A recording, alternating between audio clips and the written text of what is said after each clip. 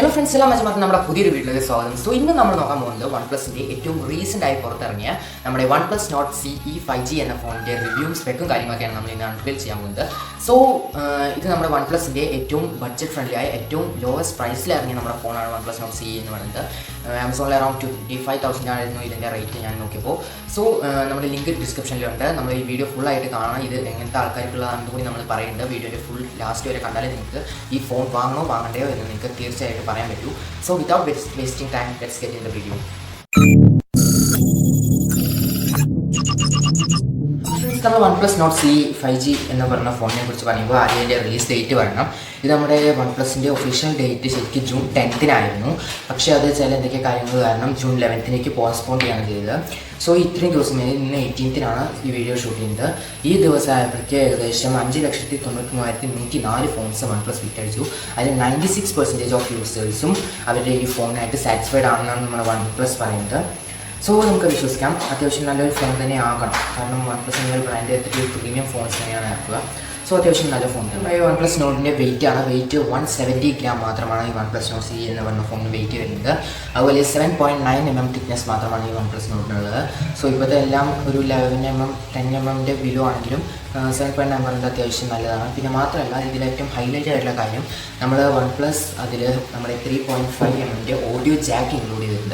So, now the phones have audio jack included. Storage variants are 2 variants. 128GB variant and 256GB variant.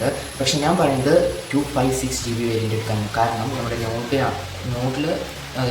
variant. Memory card slot, memory card supporting hybrid slot. So 256 is going to storage expansion long term use. Google Photos storage GB drive photos. So 256GB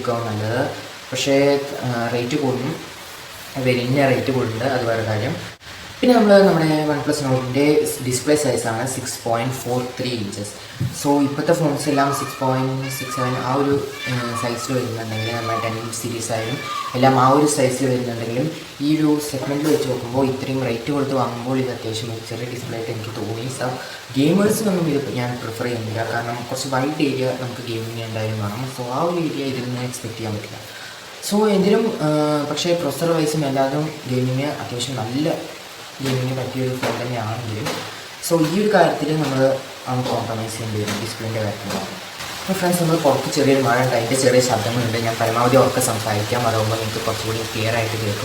so, we will camera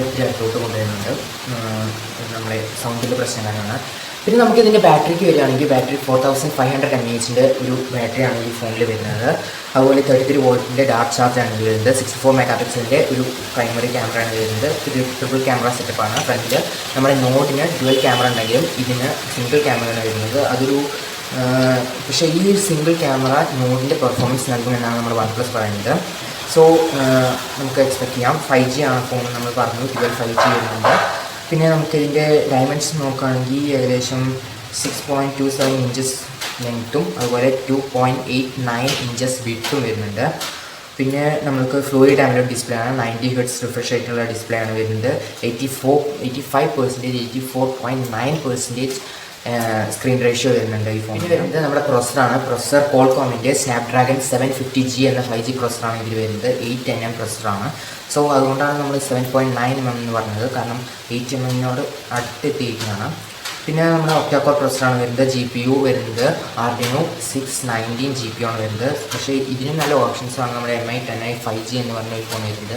rate 1000 rupees decrease ഉണ്ടെങ്കിൽ ഈ same processor same സംഭവമൊക്കെ ഏകദേശം അങ്ങനെയാണ് brand മാത്രമേ വ്യത്യാസമുള്ളൂ പിന്നെ camera വരാണെന്ന് 108 MB ക്യാമറയാണ് ഇതിൽ വരുന്നത് സോ കുറച്ചുകൂടി OnePlusനെക്കാട്ടിലും കുറച്ചുകൂടി MI ട്രസ്റ്റുള്ളവർക്ക് MI10i 5G എന്ന ഫോൺ എടുക്കുന്നതാകും കുറച്ചുകൂടി നല്ലതെന്ന് ഞാൻ പറയാം അതിൽ അതായത് MI10i 5G എന്ന ഫോണിൽ 620 വരുന്നുണ്ട് പക്ഷേ ഇതിലാണെങ്കിൽ 619 ഉള്ളൂ ഒരു ചെറിയ പോയിൻറ്റിൻ്റെ വ്യത്യാസമാണ് വരുന്നത് പിന്നെ നമുക്ക് ക്യാമറയുടെ ഭാഗത്തേക്ക് വരികയാണെങ്കിൽ ക്യാമറ പ്രൈമറി ക്യാമറ 64 പിന്നെ ഒരു അൾട്രാ വൈഡ് ക്യാമറ 8 MB പിന്നെ ഡെപ്ത് ക്യാമറ 2 MB അത്രയാണ് വരുന്നത് അങ്ങനത്തെ ട്രിപ്പിൾ ക്യാമറ സെറ്റപ്പാണ് ബാക്ക് ക്യാമറയിൽ ഏകദേശം 4K 30 FPS തൊട്ട് 180 at 120 FPS വരെ പോകും സോ അത്യാവശ്യം നല്ലൊരു ക്യാമറ പെർഫോമൻസ് തരുന്നുണ്ട് പിന്നെ 60 മെഗാ പിക്സലിൻ്റെ ക്യാമറയാണ് വരുന്നത് ഫ്രണ്ടിൽ. അതിൽ 180p 60 FPS വരെ മാക്സിമം എടുക്കാം, 30 എടുക്കാം, 60 എടുക്കാം. പിന്നെ ഒരു ലൗഡ് സ്പീക്കർ വരുന്നത് 3.5 ഓഡിയോ ജാക്ക് വരുന്നത്, വൈഫൈ ബ്ലൂടൂത്ത് ഒക്കെ വേർഷൻ 5 ആണ് വരുന്നത്. പിന്നെ നമുക്ക് ഫിംഗർ പ്രിൻ്റ് കാര്യം വരുന്നത്, ഫിംഗർ പ്രിൻറ്റ് ഇപ്പോൾ വരുന്നത് എല്ലാം സൈഡ് മൗണ്ടിലാണെങ്കിലും ഇതിൽ അണ്ടർ ഡിസ്പ്ലേ ഫിംഗർ പ്രിൻ്റാണ്. അത് നമ്മുടെ സ്ക്രീനിൻ്റെ ഇൻസൈഡിലാണ് ഫിംഗർ പ്രിൻറ്റ് വരുന്നത്. പിന്നെ നമുക്ക് ഇതിൽ ഏകദേശം എല്ലാ ഫീച്ചേഴ്സും വരുന്നുണ്ട്. ഫാസ്റ്റ് ചാർജിങ്ങിൻ്റെ ഫീച്ചർ വരുന്നത് 33 വോൾട്ടിൻ്റെ ആണെങ്കിലും 30 വോൾട്ടാണ് നമുക്ക് മാക്സിമം യൂസ് ചെയ്യാൻ പറ്റുന്നത്. അതുപോലെ 70% ചാർജ് ആവാൻ ഇതിന് വെറും 30 മിനിറ്റ് മതി. ഹാഫ് ആൻ അവർ കൊണ്ട് 0 to 70% ആവുമെന്നാണ് OnePlus പറയുന്നത്. പിന്നെ നമുക്ക് ഇതിൻ്റെ പെർഫോമൻസ് വരികയാണെങ്കിൽ അത്യാവശ്യം നല്ലൊരു പെർഫോമൻസ് തരുന്ന ഒരു ഫോൺ തന്നെയാണ് ഇത്. നമ്മൾ ഡിവൈസിനെ കുറിച്ച് നോക്കുമ്പോൾ ഡിവൈസ് പ്ലാസ്റ്റിക് ബോഡിയിലാണ് വരുന്നത്, ഫ്രണ്ട് ഗ്ലാസ് ആണ്. അതുപോലെ ഫ്രെയിം വരുന്നത് പ്ലാസ്റ്റിക് ഫ്രെയിമാണ്, ബാക്ക് സൈഡിലും പ്ലാസ്റ്റിക് തന്നെയാണ് വരുന്നത്. സോ ഓവറോൾ നോക്കുകയാണെങ്കിൽ ഒരു പ്രീമിയം ഫോൺ തന്നെയാണെങ്കിലും പക്ഷേ ഇതിലും നല്ല സ്പെക്കുകളുള്ള ഫോൺസ് ഇപ്പോൾ അവൈലബിൾ ആണെന്നാണ് എൻ്റെ രൂപം എനിക്ക് പറയേണ്ടത്. നമ്മൾ ഏറ്റവും കൂടുതൽ ഇതിനായിട്ട് ഏറ്റവും കൂടുതൽ സാമ്യം ഉള്ളത് നമ്മുടെ MI 10 5G ആണ്. പ്രൈസിലും ഏകദേശം 1000 റുപ്പീസിൻ്റെ ഡിഫറൻസ് മാത്രമാണ് OnePlus Nord Cയും അതുപോലെ MI 10 5Gയും തമ്മിലുള്ളത്. പക്ഷേ ഏകദേശം ഒരുവിധം എല്ലാം അതിൻ്റെയും സെയിമാണ്, പ്രൊസസ്സറും കാര്യങ്ങളൊക്കെ സെയിം തന്നെയാണ്. പിന്നെ ഇതിൻ്റെ 8GB RAM വേരിയൻ്റ് ഏറ്റവും ലോ വേരിയൻ്റാണ് നമ്മളിപ്പോൾ പറയുന്ന പ്രൈസ്, അതായത് 25,000 റുപ്പീസ്, 24,999 ആണ്. 25,000 തൊട്ട് 27 വരെ എന്തായിരുന്നു നമ്മുടെ ആ ഒരു റേഞ്ച് പോകുന്നത്. ഒരു നോർമൽ സ്മാർട്ട് ഫോൺ, അതായത് നമ്മുടെ ഹോം ബട്ടണൊക്കെ ഉള്ള സ്മാർട്ട് ഫോൺ യൂസ് ചെയ്യുന്ന ആൾക്കാർക്ക് ഈ ഒരു ഫോണിലേക്ക് മാറുമ്പോൾ തികച്ചും നല്ലൊരു എക്സ്പീരിയൻസ് തന്നെയാകും. കാരണം 6.43 അത്യാവശ്യം നല്ല വലിയ ഡിസ്പ്ലേ ആണ്. ഇപ്പോഴത്തെ ഈ ഒരു കാലഘട്ട സെഗ്മെൻറ്റ് വെച്ച് നോക്കുമ്പോൾ ഇത്തിരി ചെറുതാണെങ്കിലും അത്യാവശ്യം നല്ല ബിഗ് ഡിസ്പ്ലേ തന്നെയാണ് ഈ 6.43 ഇഞ്ചസിന്. അതിന് വലിയ കുറ്റം പറയേണ്ട കാര്യമില്ല, കാരണം നമ്മുടെ iPhone 12 mini ഒക്കെ അങ്ങനെ തന്നെയാണ് വരുന്നത്. കാരണം ചെറിയ ഡിസ്പ്ലേയിൽ പക്ഷേ ഭയങ്കര പവർഫുൾ തന്നെയാണ്. അതുപോലെ തന്നെയാണ് ഈ OnePlus Nord Cയും. പിന്നെ നമ്മൾ ഇത് ടീച്ചർമാർക്ക് യൂസ് ചെയ്യാൻ പറ്റുമോ? ടീച്ചർമാർക്ക് യൂസ് ചെയ്യാൻ പറ്റും, മോശമില്ല. ഗൂഗിൾ മീറ്റും കാര്യങ്ങളൊക്കെ സ്മൂത്തായിട്ട്, അൾട്രാ സ്മൂത്തായിട്ട് നടക്കുന്നതെന്ന് പറയാം. പിന്നെ നമ്മൾ ലാഗും കാര്യങ്ങളൊന്നും ഉണ്ടാവില്ലായിരുന്നു, കാരണം നമ്മൾ 8GB വേരിയൻ്റാണ് ഇപ്പോൾ തന്നെ എടുത്തിട്ടുള്ള. 8GB വേരിയൻറ്റിനാണ് ഈ 24,999 എന്ന പ്രൈസ് സെഗ്മെൻറ്റ് വരുന്നത്. നമ്മൾ പറഞ്ഞ പോലെ 96% ഓഫ് യൂസേഴ്സും അത്യാവശ്യം നല്ല റിവ്യൂ ആണ് വരുന്നത്. ബാറ്ററി ബാക്കപ്പ് അത്യാവശ്യം ഉണ്ട്. പക്ഷേ ഇത് ഗെയിമേഴ്സിന് പറ്റിയതാണോ? ഞാൻ കുറച്ചുകൂടെ പറഞ്ഞ പോലെ തന്നെ ഗെയിമേഴ്സിൻ്റെ ആ ഡിസ്പ്ലേൻ്റെ സൈസ് വെച്ചാൽ ബാക്കി ഗെയിമേഴ്സിന് പറ്റിയ ഒരു ഫോൺ തന്നെയാണ്. നമ്മുടെ നോർമൽ യൂസേഴ്സ് നോക്കുകയാണെങ്കിൽ ഒരു 40 above നോക്കുകയാണെങ്കിൽ അവർക്കൊന്നും ഈ ഒരു ഫോണിൻ്റെ ആവശ്യമില്ല. അവർക്ക് ഒരു 6GB റാമിന് ധാരാളമാണ്. സോ അത് വെച്ച് ഉപയോഗിച്ച് കൂടാതെന്നില്ല. നിങ്ങൾ ഗിഫ്റ്റൊക്കെ കൊടുക്കുകയാണെങ്കിൽ നല്ല ഫോൺ തന്നെയാണ്.